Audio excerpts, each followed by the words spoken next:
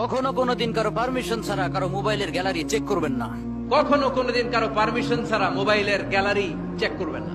কখনো কোনো বক্তার পারমিশন ছাড়া তার বয়ান কপি করবেন না। কখনো কোনোদিন কারো পারমিশন ছাড়া ফেসবুকে মেসেঞ্জারে কে কার সাথে চ্যাটিং করেছে এটা দেখা যাবে না।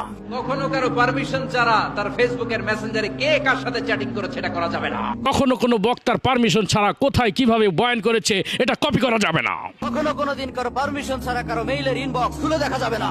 কখনো কারো পারমিশন ছাড়া তার মেইলের ইনবক্স খুলে দেখা যাবে না। কখনো ইলমি যোগ্যতা ছাড়া কোনো বক্তার পোশাক আশাক কপি করা যাবে না। আমরা ইসলামকে শুধু নামাজ, রোজা, টুপি, দাড়ি, জিকির এগুলোর মধ্যে সীমাবদ্ধ করে ফেলেছি। আমরা ইসলামকে শুধু নামাজ আর রোজা আর জিকির আর এই দাড়ির মধ্যে সীমাবদ্ধ করেছি।